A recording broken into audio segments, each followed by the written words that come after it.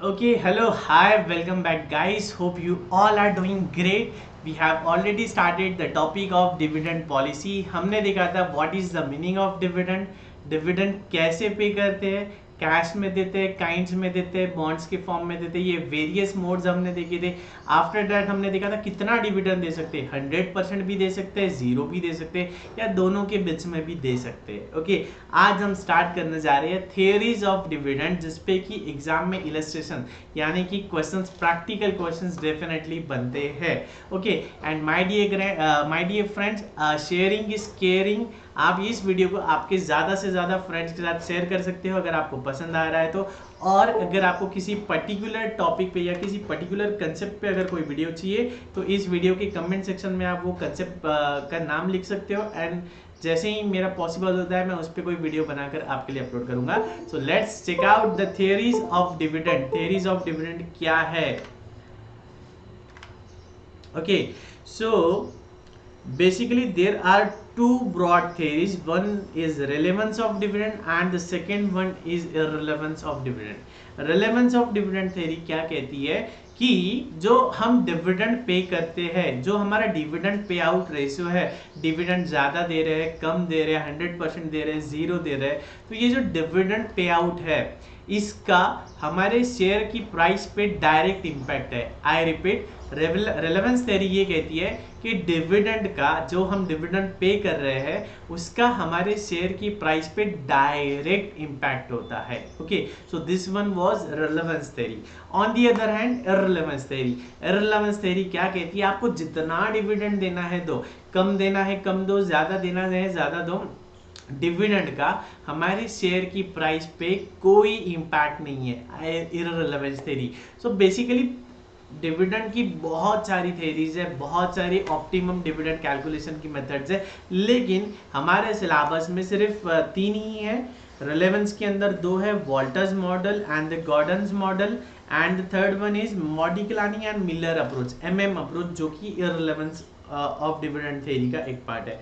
तो let's check out the relevance of dividend, Walter's and Gordon. सबसे पहले हम वॉल्टर्स मॉडल स्टार्ट करेंगे. And my dear friends, the basic foundation of Walter model and Gordon's model is same.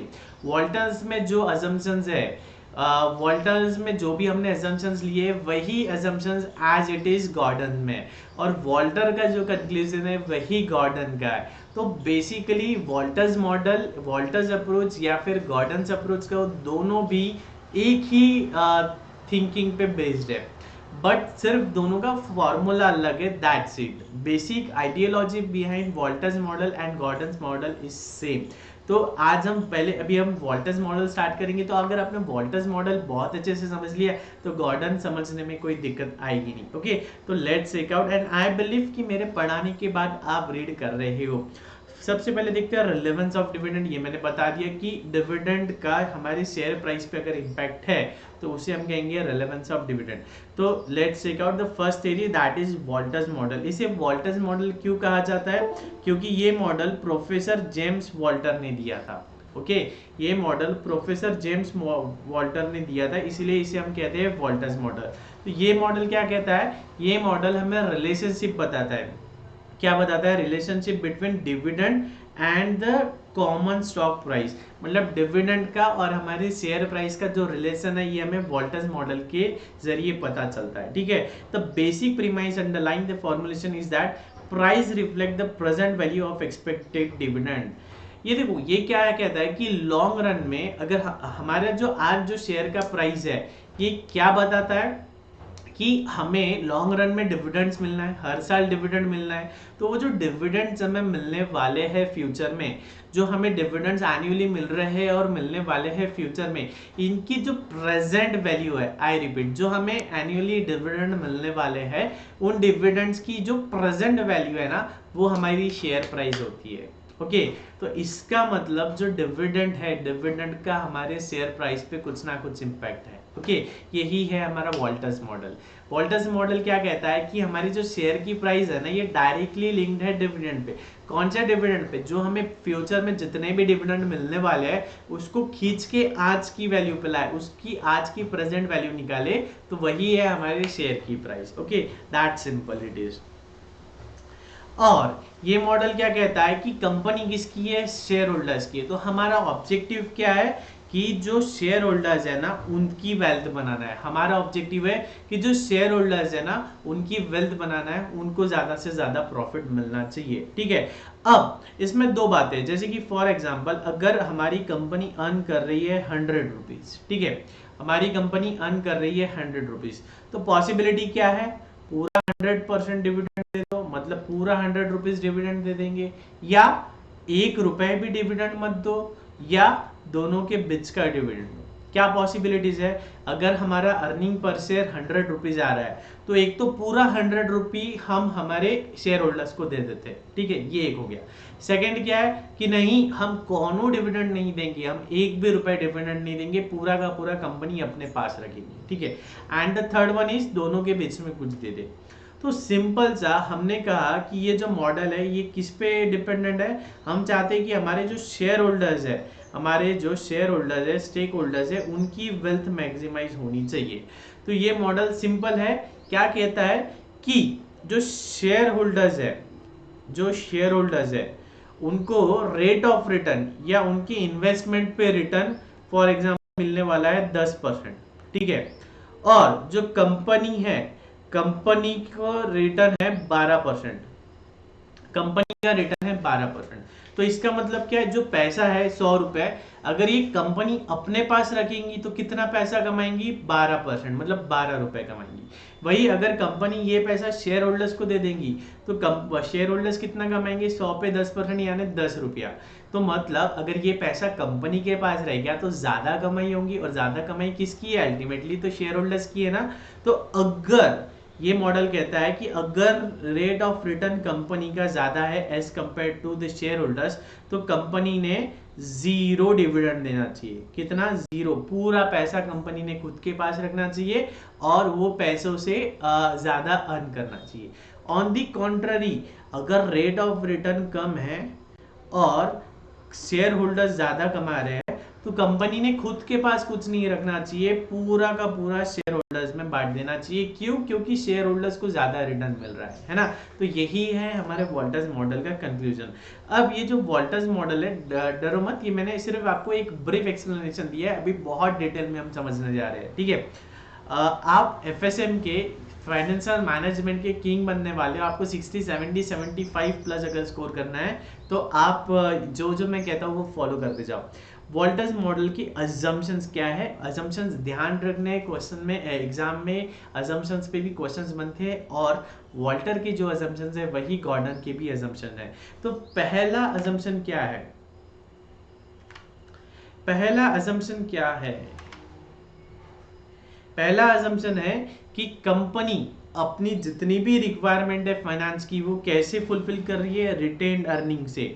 मतलब company कोई नया loan नहीं ले रही है या कंपनी कोई नए इक्विटी शेयर्स इशू नहीं कर रही है। आई रिपीट, पहला अजम्पशन है कि कंपनी कि जो भी फाइनेंस की रिक्वायरमेंट है वो कैसे फुलफिल हो रही है, कंपनी जो प्रॉफिट कमा के जो रिटेन्ड अर्निंग, जो पैसा खुद के पास रख रही है उसी से कंपनी की फाइनेंस की पूरी रिक्वायरमेंट फुलफिल हो रही है। कंपनी कोई नया लोन नहीं ले रही है, कंपनी कोई नए इक्विटी शेयर्स इशू नहीं कर रही है। सेकेंड, कंपनी का इंटरनल रेट ऑफ रिटर्न जिसको हम आर से डिनोट करेंगे, और जो कॉस्ट ऑफ इक्विटी कैपिटल है, ये दोनों भी क्या है, कांस्टेंट। मतलब हमें क्वेश्चन में ही दे दिया रहेगा हमारे कंपनी का रेट ऑफ रिटर्न मतलब आर कितना है, और कंपनी का कॉस्ट ऑफ कैपिटल मतलब के कितना, ये हमें पहले ही क्वेश्चन में दिया होगा और ये कांस्टेंट रहेंगे। माय डियर फ्रेंड्स, ये हम असम्पशंस पढ़ रहे हैं। ऑल अर्निंग्स आर इधर डिस्ट्रीब्यूटेड एज डिविडेंड और री invested internally immediately. Third assumption क्या है कि जो भी हमारी इनकम है एक तो हम डिविडेंड के फॉर्म में दे देंगे, और अगर डिविडेंड नहीं दिया तो हम इंटरनली इन्वेस्ट कर देंगे, मतलब बिजनेस में ले लेंगे, ठीक है। Beginning earnings and dividends never change, और हमें डिविडेंड दिए हुए हैं और ये डिविडेंड फिक्स है, हर साल इतना ही डिविडेंड हम दे रहे हैं। The firm has a very long और इन्फिनाइट लाइफ, फर्म की लाइफ बहुत ज्यादा है। ये 5 अजम्पशन है। पहला अजम्पशन क्या है कि हमारी जो भी फाइनेंस की रिक्वायरमेंट है हम रिटेन्ड अर्निंग से फुलफिल कर रहे हैं, हम कोई नया डेट या कोई नया इक्विटी शेयर इशू नहीं कर रहे हैं। सेकेंड, हमारा रेट ऑफ रिटर्न और कॉस्ट ऑफ इक्विटी कांस्टेंट है और ये हमें क्वेश्चन में दिया हुआ है थर्ड, हमारे पास जो भी अर्निंग है वो तो एक तो हम डिविडेंड के फॉर्म में दे रहे हैं या फिर रिटेन अर्निंग के फॉर्म में सीधा सीधा बिजनेस में ले रहे हैं। फोर्थ, डिविडेंड चेंज नहीं होता, डिविडेंड हमें दिया होगा। And the fifth one is company की लाइफ बहुत लॉन्ग है, ठीक है। तो ये 5 एजम्पशन को ध्यान में रखते हुए वॉल्टर ने एक मॉडल निकाला। वो मॉडल फॉर्मूला है P equals to D plus R by KE into E minus D upon KE. I repeat, P equals to D plus R by K cost of equity into E minus D upon cost of equity. तो P मतलब क्या है? P मतलब है market price. P मतलब क्या है? Market price पर शेयर। D मतलब क्या है? डिविडेंड पर शेयर, कितना डिविडेंड दे रहे हैं। R मतलब रिटर्न ऑन इन्वेस्टमेंट, मतलब कंपनी कितना अर्न कर सकती है। R मतलब रिटर्न ऑन इन्वेस्टमेंट, मतलब कंपनी कितना है, ठीक है, कितना अर्न कर सकती है अगर इसे बिजनेस में लिया तो। और KE मतलब मार्केट कैपिटलाइजेशन रेट, मतलब शेयर होल्डर कितना अर्न कर सकता है। कॉस्ट ऑफ कैपिटल हमने देखा था फोर्थ टॉपिक में, शेयर होल्डर कितना अर्न कर सकता है ये पैसा अगर शेयर होल्डर को दिया जाए तो, ठीक है। तो the above equation clearly reveals that the market price per share is the sum of the present value of two sources of income. कौन से?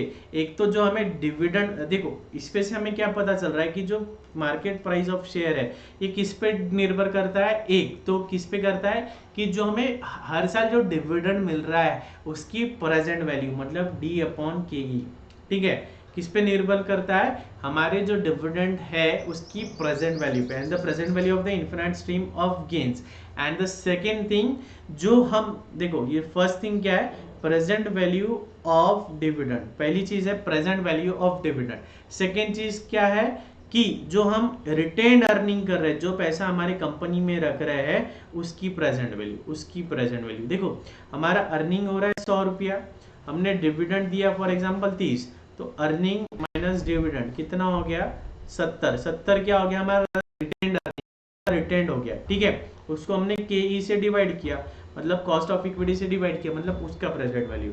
तो बेसिकली वॉल्टर्स मॉडल के तहत हमारे कंपनी के शेयर प्राइस की प्रेजेंट वैल्यू किस पे निर्भर करती है कि जो हमें डिविडेंड मिलने वाला है, जो हमारी कंपनी का डिविडेंड है हर साल उसकी प्रेजेंट वैल्यू, और जो रिटेंड अर्निंग है जो उससे हमें जो ग्रोथ मिलने वाली है, ये 70 रुपए 70 पे इसको हमने मल्टीप्लाई किया R से। देखो अगर फॉर्मूले को अगर हम ठीक से देखें तो क्या है? E माइनस डी मतलब 100 रुपए का अर्निंग था, 30 रुपए का डिविडेंड था, तो बचा कितना? 70 रुपया। अब ये 70 रुपए को क्या किया आपने? R से मल्टीप्लाई किया। R मतलब क्या? Rate of return. अगर ये 70 रुपए कंपनी में रह गया तो उससे हम कितना अर्न करेंगे, रेट ऑफ रिटर्न, और उसको फिर KE से डिवाइड किया, मतलब उसको कैपिटलाइज किया। तो बेसिकली कंपनी की शेयर प्राइस किस पे निर्भर करती है? डिविडेंड पे और रिटेन अर्निंग्स पे। ओके, तो जो मैंने आपको कंक्लूजन पहले ही दिया था, एक तो होती है सर ग्रोथ फर्म, एक होती है सर डिक्लाइनिंग फर्म, और एक होती है नॉर्मल फर्म। हमने कहा आर मतलब क्या है sir? Return on investment. R मतलब रिटर्न ऑन इन्वेस्टमेंट, मतलब जो पैसा कंपनी के पास है उस पे कंपनी कितना अर्न कर सकती है। जो पैसा कंपनी के पास रह गया, अर्निंग माइनस डिविडेंड, जो पैसा कंपनी के पास रह गया उस पे कंपनी कितना रेट ऑफ रिटर्न जनरेट कर सकती है, वो है आर। दूसरा है KE मतलब कॉस्ट ऑफ इक्विटी, मतलब ये कम से कम इतना अर्निंग हमको करना है, मतलब इतना कम से कम शेयर होल्डर एक्सपेक्ट कर रहा है। तो सीधी सी बात है, अगर rate of return is more than cost of capital, I repeat, return on investment is more than cost of capital. इसका मतलब क्या हुआ कि कंपनी का रेट ऑफ रिटर्न ज्यादा है as compared to cost of capital. Company को cost लग रही है 10%, रिटर्न आ रहा है 12%, तो ऑब्वियसली कंपनी क्या करेगी? पूरा का पूरा पैसा घर में रखेंगी, मतलब डिविडेंड कितना रहेगा? 0। इसको कहते हैं सर हम ग्रोथ फर्म। ग्रोथ फर्म मतलब शेयर होल्डर एक्सपेक्ट कर रहा है 10% और कंपनी रिटर्न जनरेट कर रही है 12%। कंपनी की कॉस्ट ऑफ कैपिटल है 10%, लेकिन कंपनी रिटर्न जनरेट कर रही है 12%। तो कंपनी ने क्या शेयर होल्डर को डिविडेंड दे देना चाहिए, शेयर होल्डर को देंगे तो शेयर होल्डर क्या करेगा, 10% पे पैसा इन्वेस्ट करेगा। लेकिन कंपनी के पास पैसा रह गया तो कंपनी 12% पे रिटर्न जनरेट कर रही है, तो ऐसी कंपनी ने 0% मतलब नो डिविडेंड देना चाहिए, पूरा का पूरा रिटेन्ड अर्निंग्स होना चाहिए। ठीक है। ऑन दी कॉन्ट्ररी एक होती है सर डिक्लाइनिंग फर्म, जहां पे हमारा रेट ऑफ रिटर्न है फॉर एग्जांपल 8 और कॉस्ट ऑफ इक्विटी है 10, मतलब शेयर होल्डर एक्सपेक्ट कर रहा है 10 रुपए और कंपनी अगर ये इन्वेस्ट करी तो कंपनी सिर्फ 8 रुपए कमा सकती है। तो ऐसे केस में कंपनी ने क्या करना चाहिए, ना बाबा ना, हमने कुछ नहीं रखना चाहिए, पूरा पैसा शेयर होल्डर्स को दे देना चाहिए। मतलब हमने 100% जितना भी अर्निंग है वो शेयर होल्डर्स में डिस्ट्रीब्यूट कर देना चाहिए। ठीक है। तो हमने दो देखा, ग्रोथ फर्म मतलब जिसका rate of return on investment is more than cost of capital, ऐसी कंपनी ने कुछ भी डिविडेंड नहीं देना चाहिए। Second one is declining firm, मतलब cost of capital is more than return, तो हमने पूरा डिविडेंड दे देना चाहिए। ठीक है। तो ग्रोथ फर्म की ऑप्टिमम पॉलिसी क्या है, ऑप्टिमम पे आउट रेशियो क्या है कि पूरा का पूरा घर में रखो, 0 डिविडेंड दो। ठीक है। और डिक्लाइनिंग फर्म का ऑप्टिमम पे आउट रेशियो क्या है कि पूरा का पूरा शेयर होल्डर्स को दे दो। ठीक है। तो ग्रोथ फर्म का ऑप्टिमम पे आउट रेशियो है 0 और डिक्लाइनिंग फर्म का ऑप्टिमम पे आउट रेशियो है 100% कि शेयर होल्डर को दे दो, शेयर होल्डर ज्यादा कमाएगा। अब इन दोनों के बीच में आती है एक नॉर्मल फर्म, मतलब हमारा R equals to cost of equity है, मतलब हम कंपनी भी अगर पैसा रखे तो 10% कमाएंगी और शेयर होल्डर्स का भी एक्सपेक्टेशन 10% है। आई रिपीट, कंपनी खुद के पास रखे तो भी 10% का इनकम जनरेट होगा और शेयर होल्डर्स को दे दे तो भी 10% का इनकम जनरेट होगा। तो ऐसी कंपनीज ने क्या करना चाहिए, ऐसी कंपनीज के लिए कोई भी ऑप्टिमम पे आउट रेशियो नहीं है। कंपनी चाहे तो पूरा पैसा दे दे शेयर होल्डर्स को, कंपनी चाहे तो पूरा पैसा खुद रख ले, कंपनी चाहे तो आधा शेयर होल्डर्स को, मतलब जितना देना है दे दो, उससे हमारे कंपनी की शेयर प्राइस पे कुछ भी इंपैक्ट नहीं पड़ेगा। इसे कहते हैं नॉर्मल फर्म्स और इनका there is nothing like optimum pay out ratio. ऐसी कंपनीज के लिए कुछ पे आउट रेशियो का concept, optimum pay out ratio का कोई कंसेप्ट नहीं है। आई होप ये समझ में आया है। अगर ये समझ में आया है तो जल्दी से लाइक करो, जल्दी से वीडियो को लाइक कर दीजिए और ये जो लाइन है इसे हाईलाइट कर लीजिए। तो optimum pay out ratio is इधर 0% और 100%। जब R ग्रेटर देन KE है तो 0%, जब R लेस देन KE है तो 100%। ठीक है। ये समझ में आया आपको, इज इट क्लियर? यहाँ तक कोई डाउट्स, डिफिकल्टी, सब क्लियर है? ओके।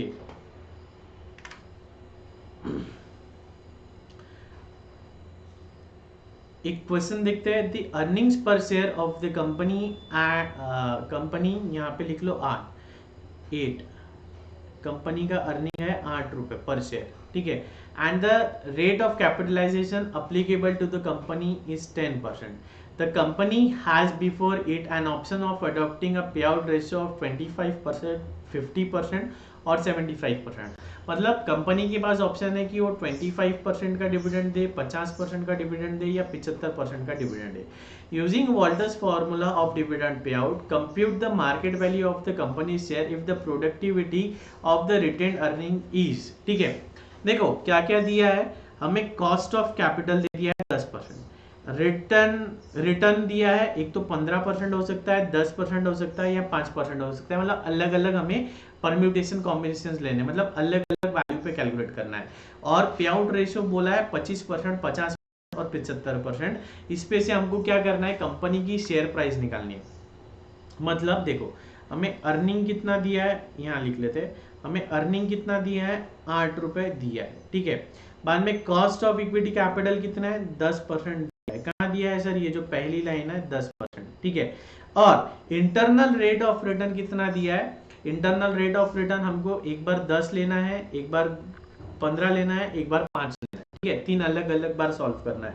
और डिविडेंड पर शेयर कितना दिया है, डिविडेंड पर शेयर भी एक बार 25% लेके देखना है, एक बार 50% लेके देखना है, एक बार 75% लेके देखना है। और हमें क्या करना है, P निकालना है, शेयर प्राइस कैलकुलेट करना है। तो बहुत सिंपल है, ट्राई करते हैं एक एक बार। तो पहले क्या करते हैं, ओके, सो हमें डिफरेंट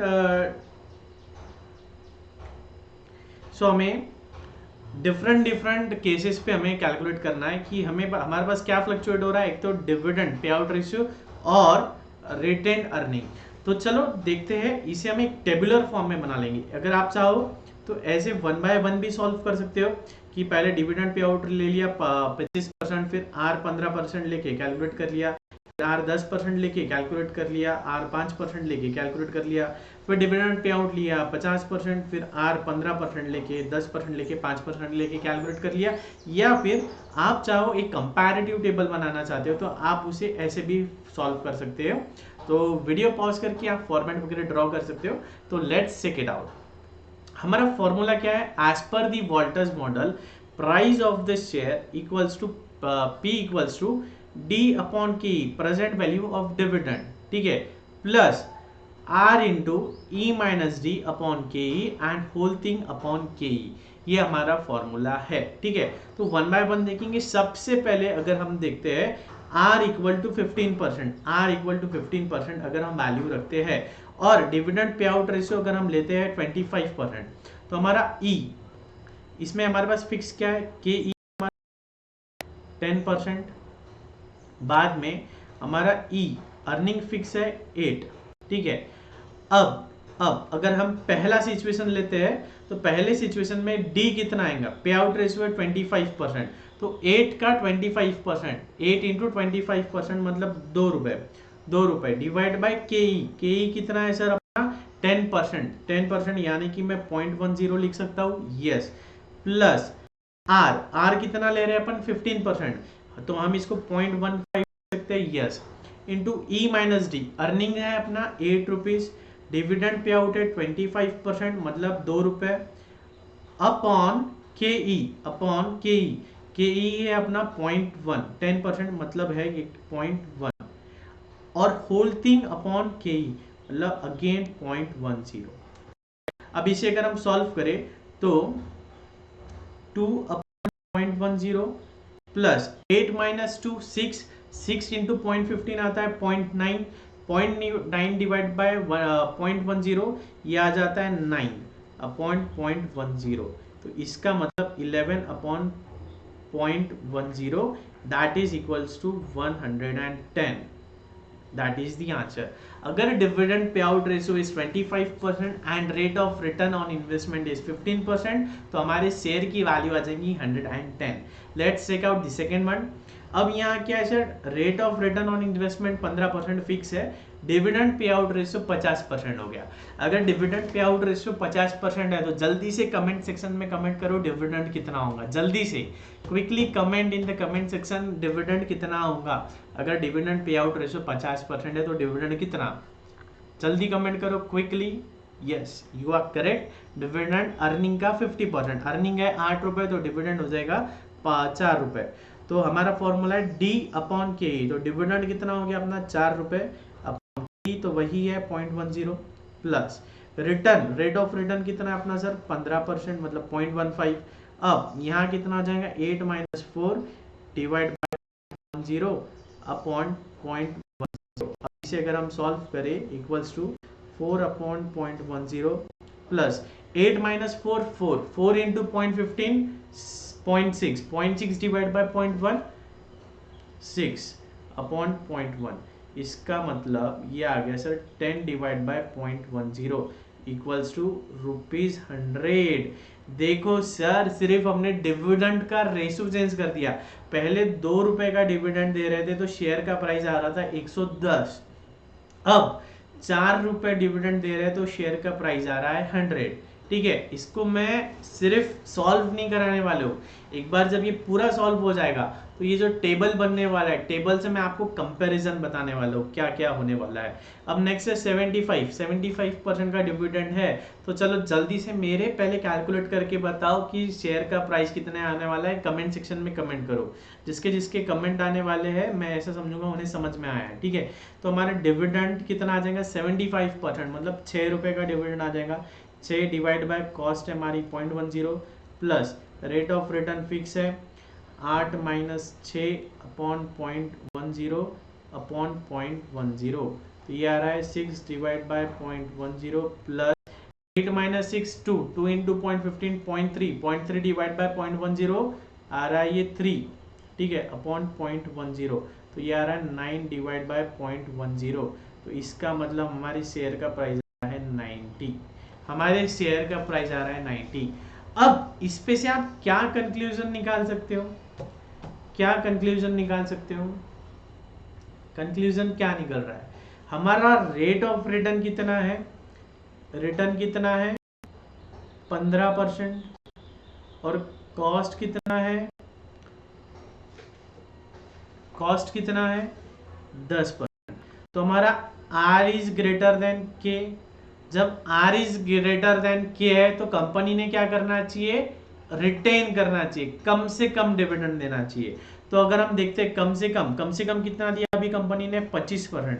जब R is greater than K, तो जब कंपनी जितना कम डिविडेंड देंगी उतनी ज्यादा शेयर प्राइस। तो अगर कंपनी ने सिर्फ 25% डिविडेंड दिया तो शेयर प्राइस देखो कितनी है? 110 है। कंपनी ने कम डिविडेंड दिया तो शेयर प्राइस कैसी है? एकदम ज्यादा है, ठीक है। ऑन दी कॉन्ट्ररी, जब कंपनी ने बहुत ज्यादा डिविडेंड दे दिया, कंपनी ने ज्यादा डिविडेंड दिया तो शेयर की प्राइस क्या है? कम। तो इसका मतलब जब R is greater than K है तो कंपनी ने कम से कम डिविडेंड देना चाहिए, 0% डिविडेंड देना चाहिए, ठीक है। अभी इसको और आगे देखते हैं, और आगे लेके जाते हैं। नंबर 2 क्या है? R की वैल्यू क्या दे रखी है हमें क्वेश्चन में? नंबर 2 R की वैल्यू क्या दे रखी है क्वेश्चन में? नंबर 2 R की वैल्यू दे रखी है सर 10%। R की वैल्यू दे रखी है 10%। चलो ठीक है, ये भी करके देखेंगे। When R is equals to 10%, R अगर 10% है तो क्या? तो चलो पहला क्या है? डिविडेंड 25% है, तो 2 डिवाइड बाय 0.10 प्लस की जगह आ जाएगा R की जगह आ जाएगा 0.10, 8 माइनस 2 इंटू 0.10 अपॉन 0. तो कितना आ रहा है ये? 2 अपॉन 0.10, 8 माइनस 2 6 इंटू 0.1, ये आ जाएगा 0.6 डिवाइड बाय 0.1 मतलब 6, तो मतलब आएगा 6 अपॉन 0.10, तो 8 बाय 0.10। तो कितना आ रहा है शेयर का वैल्यू? शेयर का वैल्यू आ रहा है सिर्फ 80 रुपीज। शेयर का वैल्यू आ रहा है 80 रुपीज, ठीक है। आगे देखते हैं 50% dividend pay out. Dividend pay out है 50%, तो मतलब डिविडेंड कितना आ गया? 8 इंटू 50 4 रुपए, तो 4 divide by 0.10 plus 0.10 into 8 minus 4 4, चलो लिख ही देते, डिवाइड बाय 0.10 अपॉन 0.10, तो 4 upon 0.10 plus 8 minus 4 4 into 0.1 divide by 0.11, मतलब ये आ गया 4 डिवाइड बाय 0.1, तो ये अगेन 8 अपॉन 0.1 आ रहा है, तो अगेन 80 आ रहा है। ओ माय गॉड, सेम आया? यस सर, सेम आया। नेक्स्ट है 75% डिविडेंड, मतलब अपन दे रहे हैं 6 रुपए का डिविडेंड, तो 6 divide by 0.1। My dear friends, कोई भी सीएस की फैकल्टी आपको ऐसा नहीं पढ़ाएगी।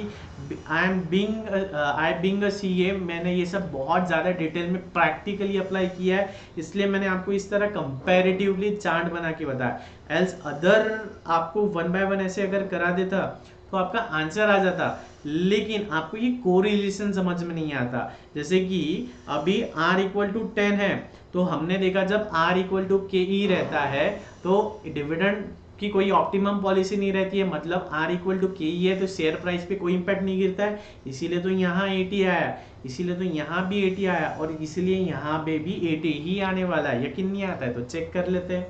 0.1 8 माइनस 6 अपॉन 0.1 अपॉन 0.1, तो ये आ रहा है 6 अपॉन 0.1, और ये आ रहा है प्लस 2 अपॉन 0.1, इसी का मतलब 8 अपॉन 0.1, इसी का मतलब 80 रुपीज। तो सर इसका मतलब जहां R इक्वल्स टू KE होता है वहां कोई भी ऑप्टिमम डिविडेंड पॉलिसी नहीं होती है, और जहां R is greater than KE तो हमने कम से कम डिविडेंड देना पड़ चाहिए। जहां पे कम से कम डिविडेंड किया वहां पे मैक्सिमम शेयर प्राइस आई, जहां ज्यादा से ज्यादा डिविडेंड दिया वहां कम शेयर प्राइस आई। ओके, यहीं पे नहीं रुकेंगे, हम इसके भी आगे जाएंगे। इसके आगे क्या है सर?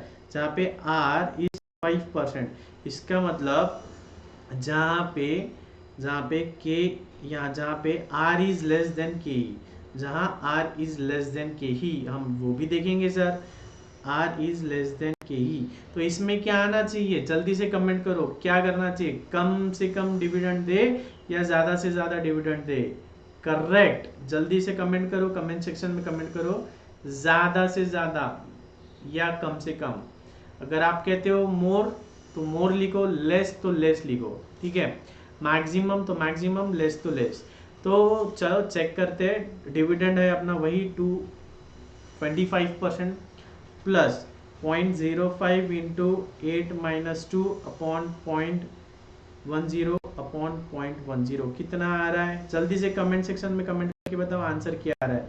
मेरे पहले कमेंट करो, 6 इंटू 0.05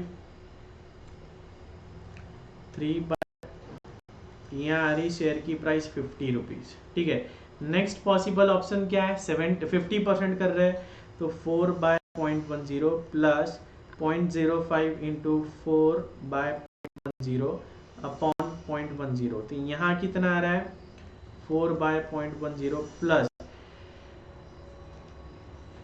2/0 60, यहाँ कितना आ रहा है 60। मतलब सर हमारे डिविडेंड बढ़ाया, हमने 2 से 4 डिविडेंड दिया तो हमारा शेयर का प्राइस बढ़ गया।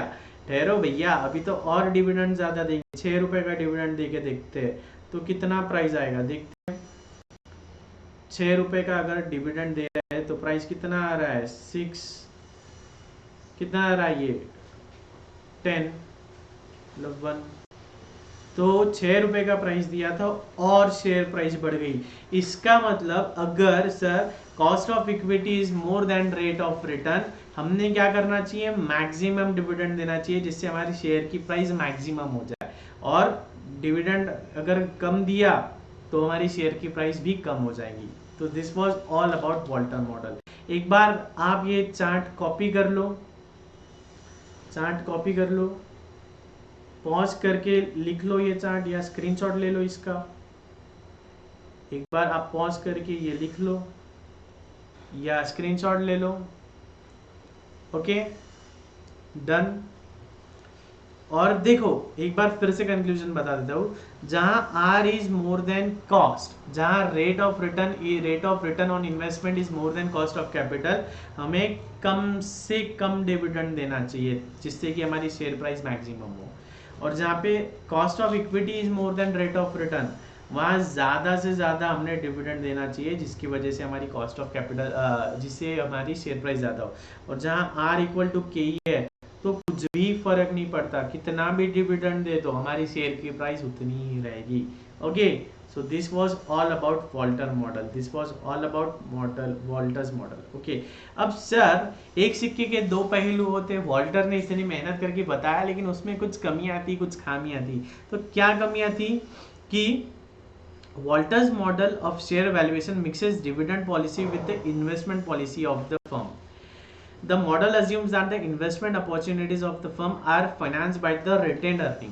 ये क्या कहते हैं कि वॉल्टर मॉडल ने डिविडेंड पॉलिसी को और इन्वेस्टमेंट पॉलिसी को मिक्स कर दिया है। हमने अजम्पशन लिया था कि हमारी जितनी भी फाइनेंस की रिक्वायरमेंट है हम कहाँ से पूरी करेंगे, रिटेंड अर्निंग से।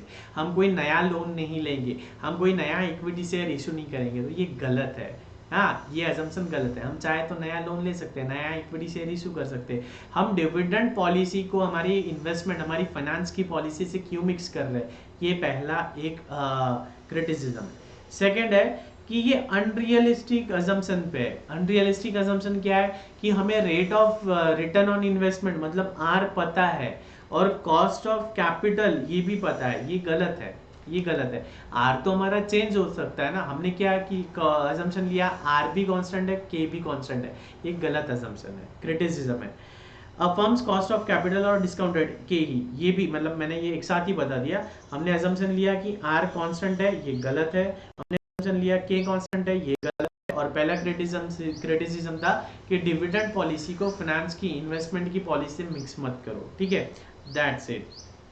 बाद में इन्होंने ये एक एग्जाम्पल करके बताया है कि कम ज़्यादा क्या होता है, लेकिन ये एग्जाम्पल आप पढ़ो तो ठीक, नहीं पढ़ो तो भी चलेगा, क्योंकि रौनक सर ने यहाँ पे 9 इलस्ट्रेशन एक ही पेज पे एक टेबुलर फॉर्म में सॉल्व करके बताया, जिससे आप आपके पूरे कंक्लूजन यही टेबल यही देख के आप रिकॉल कर सकते हो और प्रैक्टिकली समझ सकते हो। Okay, so guys this was all about dividend policy, Walter model.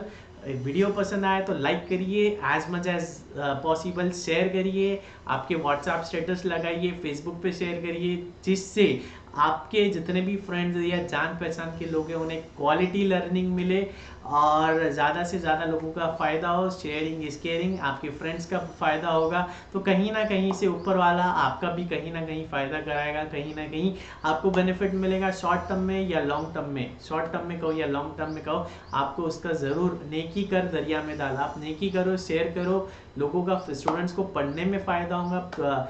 जिन्हें अच्छी क्लासेस नहीं मिल रही है वो ये लोग यूट्यूब के लेक्चर्स देख के पढ़ाई कर सकते हैं, कल जाके वो CA CS MBA बन जाएंगे तो आपको ही कहीं ना कहीं से बैक ऑफ द माइंड कहीं ना कहीं से दुआ मिलेगी। Okay, so here I am your friend CA Raunak Agarwal signing off. Take care, love you all, bye bye.